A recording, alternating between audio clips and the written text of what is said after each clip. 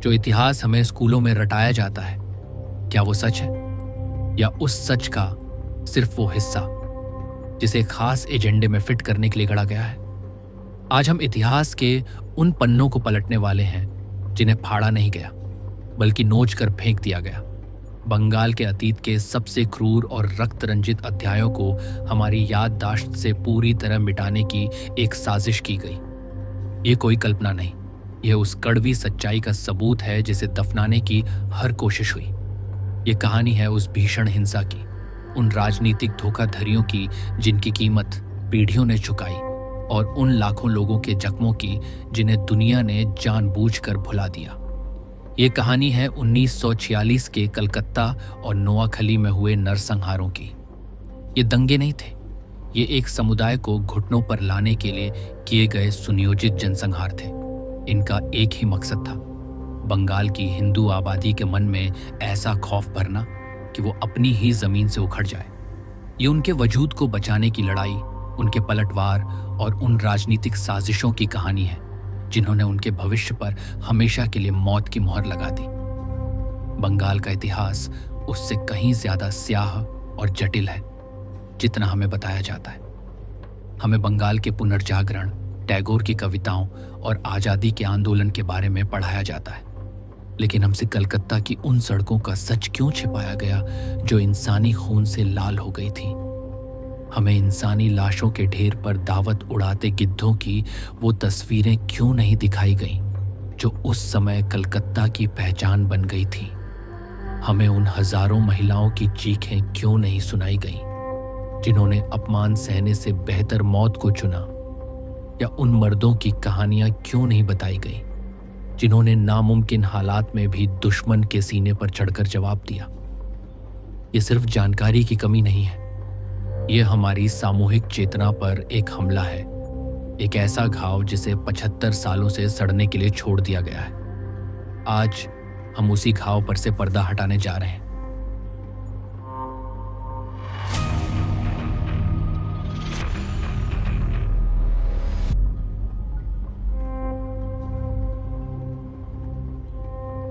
चलिए इस जहर की जड़ों तक चलते हैं। 1946 में जो हिंसा भड़की उसकी जमीन दशकों पहले तैयार हो चुकी थी। बंगाल के सांप्रदायिक बंटवारे की कहानी 1905 में अंग्रेजों के एक फैसले से शुरू होती है। वायसरॉय लॉर्ड कर्जन ने बंगाल को धर्म के आधार पर बांटकर समाज में वो जहर घोल दिया जिसका असर कभी खत्म नहीं हुआ। भारी विरोध के बाद 1911 में यह फैसला वापस तो हुआ, लेकिन तब तक समाज में हम बनाम वो की मानसिकता घर कर चुकी थी। ये पहली बार था जब बंगाल में राजनीतिक पहचान को सीधे सीधे धर्म से जोड़ दिया गया था। अब सीधे 1940 के दशक में आते हैं। ब्रिटिश राज अपनी आखिरी सांसें गिन रहा था। भारत के भविष्य के लिए दो नजरिए टकरा रहे थे। एक तरफ थी कांग्रेस, जो नेहरू और पटेल के नेतृत्व में एक सेक्युलर अखंड भारत चाहती थी, और दूसरी तरफ थी मोहम्मद अली जिन्ना की all India Muslim league. League की जिद एक ही थी, भारत के मुसलमानों के लिए एक अलग देश, पाकिस्तान। उनका नारा था, लड़ के लेंगे पाकिस्तान। उस समय बंगाल में मुस्लिम लीग का सबसे बड़ा चेहरा था हुसैन शहीद सोहरावर्दी। ऑक्सफोर्ड से पढ़ा यह वकील 1946 में बंगाल का प्रधानमंत्री बना। अपने समर्थकों के लिए वो मसीहा था, लेकिन हिंदुओं के लिए वो एक शैतान था जिसे 1943 के भयानक बंगाल अकाल में उसकी भूमिका के लिए नफरत की जाती थी।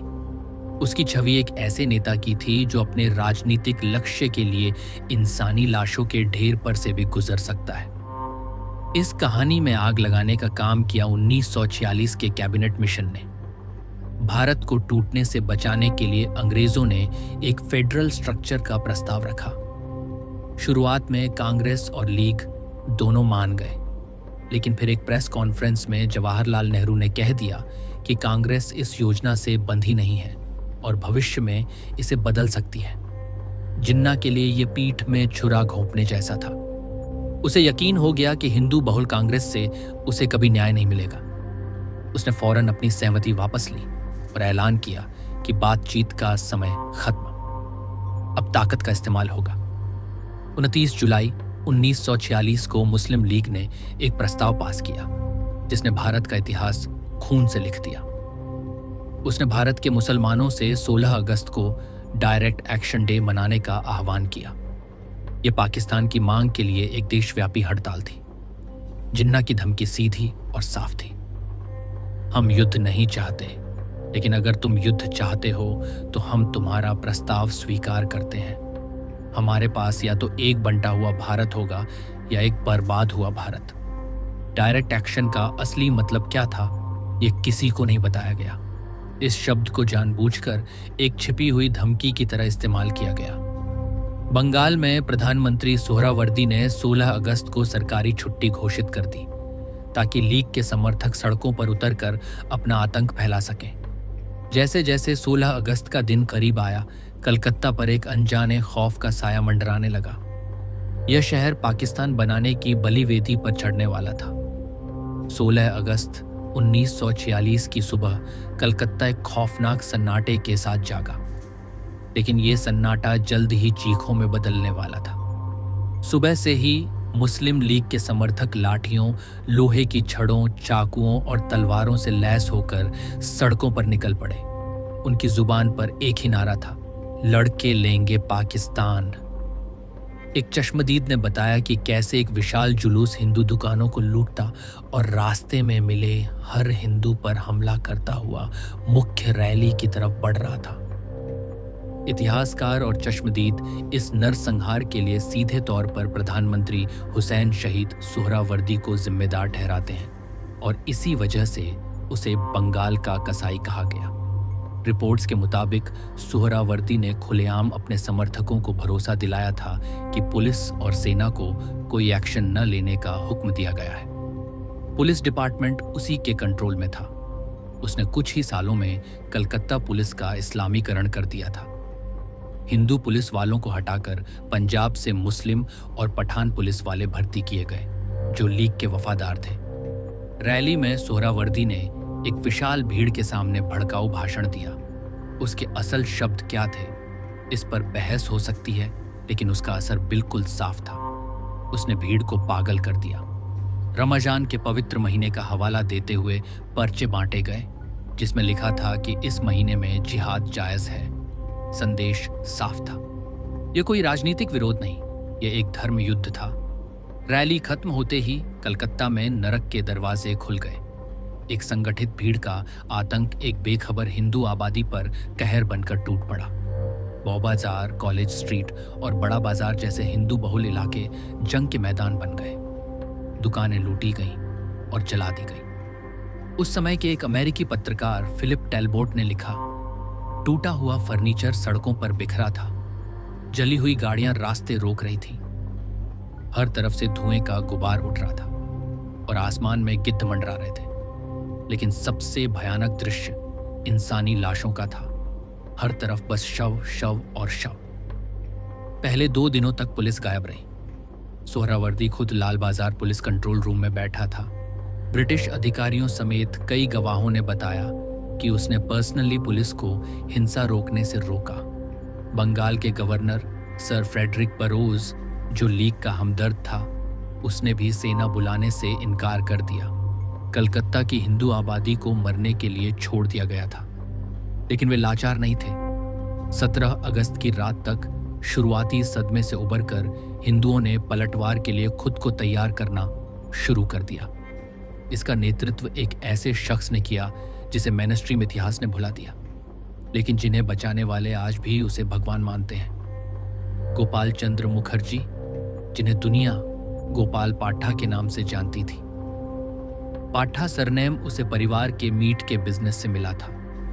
नेताजी सुभाष चंद्र बोस का अनुयायी और एक राष्ट्रवादी, गोपाल पहलवानों और युवाओं का एक संगठन चलाता था। इस एक तरफा कत्लेआम को देखकर वह जानता था कि अब जिंदा रहने के लिए लड़ना ही होगा। उसने अपने लड़कों को बुलाया और कहा, अब जवाब देने का वक्त है और क्रूरता का जवाब क्रूरता से ही दिया जाएगा। उसने अपने लोगों को चाकुओं, तलवारों और अमेरिकी सैनिकों से खरीदी कुछ पिस्तौलों से लैस किया। बड़ा बाजार के मारवाड़ी व्यापारियों ने, जिनके बिजनेस तबाह हो रहे थे, उसे पैसा दिया। 18 अगस्त को हिंदू प्रतिरोध की आग भड़की। गोपाल पाठक का आदेश बिल्कुल साफ और क्रूर था। उसने बाद में एक इंटरव्यू में खुद कहा, अगर हम सुनते थे कि हमारी तरफ एक मारा गया है तो हम 10 मारते थे। अनुपात 1 के बदले 10 का होना चाहिए। अब हवा का रुख बदल रहा था। पहली बार सड़कों पर जय हिंद और वंदे मातरम के नारे गूंज रहे थे। ये लड़ाई बेहद क्रूर थी, लेकिन गोपाल पाठक के लोगों ने एक नियम का पालन किया। उनके पोते और दूसरे रिकॉर्ड्स बताते हैं कि उन्होंने निर्दोष मुसलमानों, उनकी औरतों, बच्चों या बुजुर्गों को हाथ न लगाने का सख्त आदेश दिया था। उनका निशाना सिर्फ वो हथियारबंद भीड़ थी जिसने शुरुआती कत्लेआम किया था। जैसे जैसे हिंदू प्रतिरोध बढ़ता गया, मुस्लिम लीग के नेता घबराने लगे। उन्होंने गोपाल पाठक को संदेश भेजकर रुकने की भीख मांगी। वह इस शर्त पर माना कि वे पहले अपने लोगों से हथियार डलवाएं। 21 अगस्त तक अंग्रेजों ने आखिरकार सेना तैनात की। लंबे चाकुओं का सप्ताह खत्म हो गया, लेकिन इसकी कीमत भयानक थी। सरकारी आंकड़ों के मुताबिक 4000 लोग मारे गए, जबकि असल संख्या 10,000 से भी ज्यादा थी। 1 लाख से ज्यादा लोग बेघर हो गए। लेकिन इस हिंसा में कुछ और भी मर गया था, एक अखंड बंगाल का सपना। कलकत्ता के नरसंहार ने जिन्ना की बात को सबसे क्रूर तरीके से साबित कर दिया था। इस हिंसा ने कलकत्ता को पाकिस्तान में जाने से तो बचा लिया, लेकिन इसकी सड़कों पर लगी आग जल्द ही पूर्वी बंगाल के गांवों को जलाने वाली थी। कलकत्ता की आग अभी ठंडी भी नहीं हुई थी कि 2 महीने बाद अक्टूबर 1946 में पूर्वी बंगाल के नोआखली और तिप्पेरा जिलों में हिंसा ने और भी शैतानी रूप ले लिया। यह कलकत्ता की तरह सड़क पर होने वाली 2 तरफा लड़ाई नहीं थी।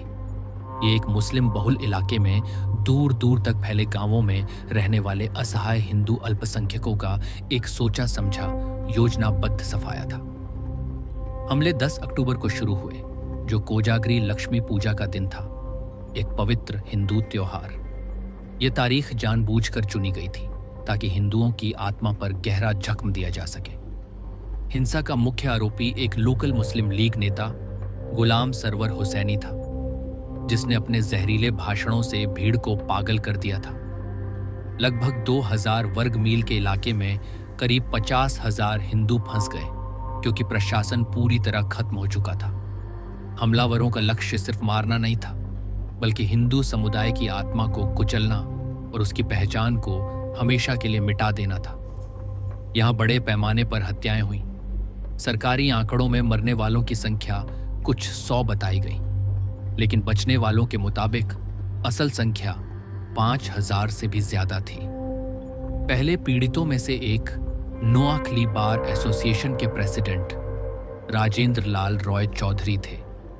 उन्होंने पूरे 1 दिन तक अपनी जान पर खेलकर अपने परिवार को हमलावर भीड़ से बचाया, लेकिन अगले दिन उनका और उनके पूरे परिवार का बेरहमी से कत्ल कर दिया गया।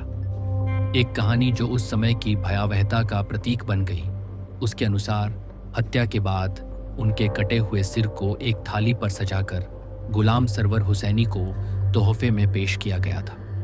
हत्या से भी ज्यादा भयानक था जबरन धर्म परिवर्तन का अभियान। हजारों हिंदुओं को तलवार की नोक पर कलमा पढ़ने और इस्लाम कबूल करने पर मजबूर किया गया।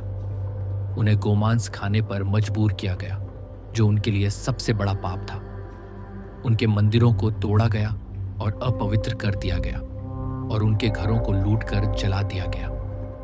पेट्रोल का इस्तेमाल, जिसे उन दूर दराज के इलाकों में बाहर से लाना पड़ता था, इस बात का पक्का सबूत है कि ये हमले पूरी तरह से प्री प्लान थे। हिंदू महिलाओं के लिए ये नरक से भी बदतर था। हजारों महिलाओं का गैंगरेप किया गया और उन्हें किडनैप कर लिया गया। उन्हें अपने ही अपहरणकर्ताओं से शादी करने पर मजबूर किया गया। नोआखली की खबर ने पूरे भारत को हिला दिया। महात्मा गांधी इतने दहल गए कि वे खुद वहां गए। उन्होंने तबाह हुए जिलों में 4 महीने बिताए और शांति की अपील करते हुए गांव-गांव नंगे पैर घूमे। उनकी मौजूदगी ने सबसे भीषण हिंसा तो रोक दी, लेकिन भरोसा हमेशा के लिए दफन हो चुका था। नोआखली के जनसंहार ने यह साफ कर दिया कि हिंदू अब मुस्लिम बहुल पूर्वी बंगाल में इज्जत और जान की सलामती के साथ नहीं रह सकते। जैसे ही कांग्रेस के नेता इस हिंसा से कांपकर देश के विभाजन के लिए तैयार हुए शांति की सारी उम्मीदें खत्म हो गई। ज्यादातर हिंदू सर्वाइवर्स के लिए अपनी ही जमीन पर कोई भविष्य नहीं बचा था। उन्होंने पश्चिम बंगाल, त्रिपुरा और असम की ओर पलायन करना शुरू कर दिया। ये एक ऐसी त्रासदी थी जो जल्द ही और भी बड़े पैमाने पर दोहराई जाने वाली थी। 1947 के विभाजन से बंगाल में शांति नहीं आई। इसने बंगाल को दो हिस्सों में बांट दिया, भारत का पश्चिम बंगाल और पूर्वी पाकिस्तान। पूर्वी पाकिस्तान में रह गए लाखों हिंदुओं के लिए 1946 में जो जुल्म शुरू हुआ था वह अब एक सरकारी नीति बन गया। उन्हें एक इस्लामिक देश में दोयम दर्जे का नागरिक बना दिया गया, एक ऐसा समुदाय जिसकी वफादारी पर हमेशा शक किया जाता था। इस कहानी का आखिरी विस्फोट 1970 में हुआ। पाकिस्तान में पहले आम चुनाव हुए जिसमें शेख मुजीबुर रहमान की बंगाली राष्ट्रवादी पार्टी अवामी लीग ने भारी जीत हासिल की। इतिहास में पहली बार एक बंगाली पाकिस्तान का प्रधानमंत्री बनने वाला था। लेकिन पश्चिमी पाकिस्तान में बैठी पंजाबी बहुल सेना ने इस जनादेश को कबूल करने से इनकार कर दिया। वे बंगालियों को नस्लवादी नजर से देखते थे, एक हीन और हिंदू प्रभावित कौम के रूप में। तब के राष्ट्रपति जनरल याहिया खान ने पश्चिमी पाकिस्तानी नेता जुल्फिकार अली भुट्टो के साथ मिलकर नेशनल असेंबली को ही सस्पेंड कर दिया। फरवरी 1971 में अपने जनरलों के साथ एक मीटिंग में याहिया खान ने एक शैतानी हुक्म दिया, इनमें से 30 लाख को मार डालो और बाकी हमारे हाथ से खाएंगे। 25 मार्च 1971 की रात को पाकिस्तानी सेना ने ऑपरेशन सर्चलाइट लॉन्च किया। यह पूर्वी पाकिस्तान की आम नागरिक आबादी पर एक संगठित फौजी हमला था। इसका एकमात्र मकसद था आतंक के बल पर बंगाली राष्ट्रवाद को कुचलना। सिर्फ उस पहली रात को ही ढाका में हजारों लोगों का कत्लेआम किया गया। हालांकि बंगाली मुसलमानों को भी निशाना बनाया गया, लेकिन यह ऑपरेशन बहुत जल्द हिंदू अल्पसंख्यक के खिलाफ एक योजनाबद्ध जनसंहार में बदल गया। पाकिस्तानी सेना और उसके लोकल कट्टरपंथी इस्लामी सहयोगी रजाकार, अल बद्र और अल शम्स हिंदुओं को ही इस विद्रोह की जड़ मानते थे। उस समय ढाका में मौजूद अमेरिकी कौंसल जनरल आर्चर ब्लड ने सेलेक्टिव जेनोसाइड टाइटल से एक मशहूर टेलीग्राम भेजा, जिसमें लिखा था कि पाकिस्तानी सेना चुन चुनकर हिंदुओं को मार रही है। सैनिक घर घर जाकर पुरुषों को कुरान की आयतें पढ़ने को कहते या खतना की जांच करके हिंदू पुरुषों की पहचान करते और उन्हें मौके पर ही गोली मार देते। ढाका में सदियों पुराने ऐतिहासिक रमणा काली मंदिर को डायनामाइट से उड़ा दिया गया और वहां शरण लिए सैकड़ों हिंदुओं का कत्लेआम कर दिया गया। अगले 9 महीनों तक एक भयानक महाविनाश चलता रहा। मरने वालों की संख्या 3 लाख से लेकर 30 लाख के बीच बताई जाती है। यौन हिंसा का एक ऐसा अभियान चलाया गया जिसकी कोई मिसाल नहीं मिलती।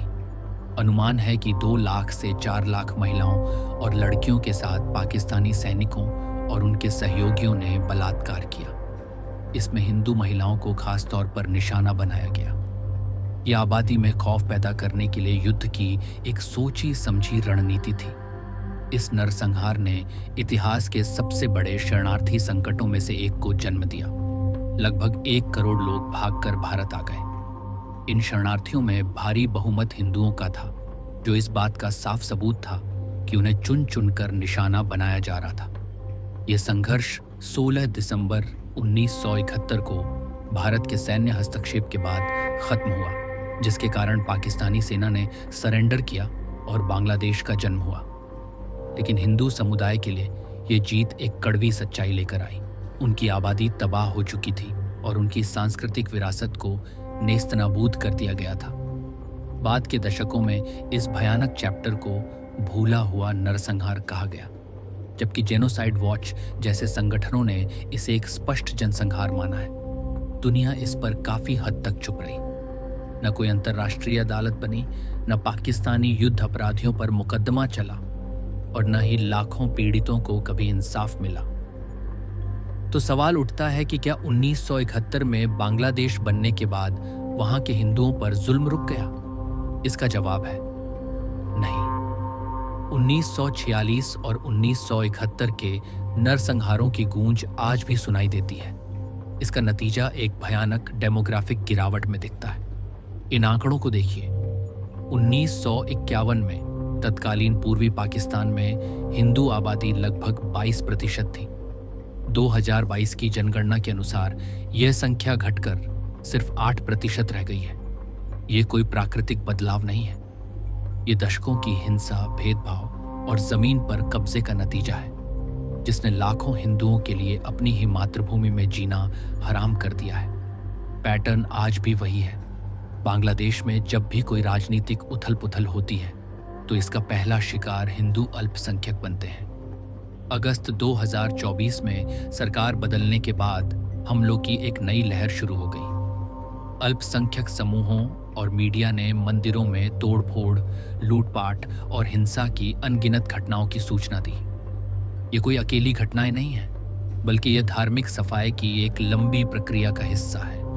यूनाइटेड नेशंस जैसे अंतर्राष्ट्रीय निकाय चिंता व्यक्त करते हैं, लेकिन जमीन पर डर का माहौल बना हुआ है और पलायन आज भी जारी है। अब बात करते हैं बॉर्डर के इस पार, यानी भारत के पश्चिम बंगाल की। यहाँ भी विभाजन और पलायन की विरासत ने एक अस्थिर सामाजिक माहौल बना दिया है।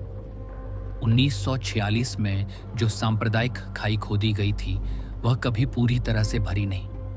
यह क्षेत्र एक बारूद का ढेर बना हुआ है, जहाँ राजनीतिक पार्टियां अपने फायदे के लिए हिंदू मुस्लिम तनाव का इस्तेमाल करती हैं। हाल के सालों में मुर्शिदाबाद और दक्षिण 24 परगना जैसे मुस्लिम बहुल जिलों में हिंसक सांप्रदायिक झड़पें हुई हैं।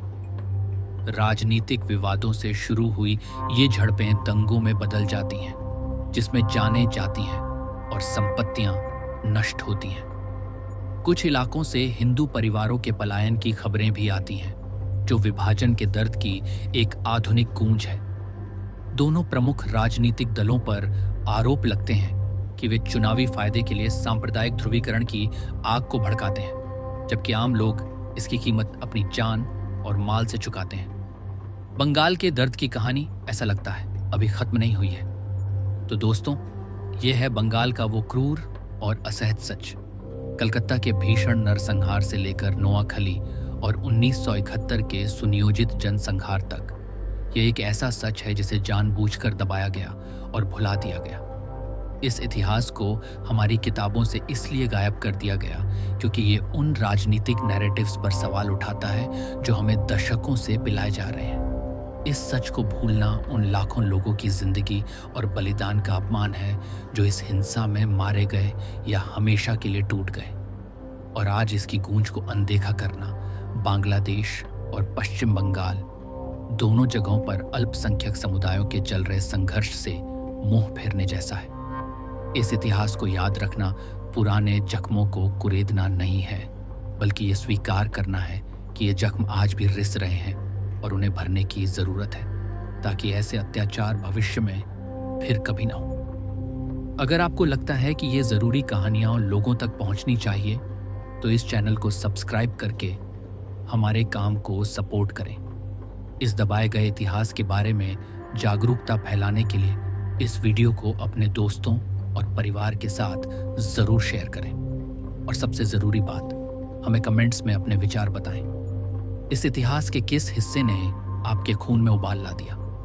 इतिहास उन लोगों का होता है जिनमें इसे याद रखने का साहस होता है। इतिहास को याद रखना नफरत फैलाना नहीं है।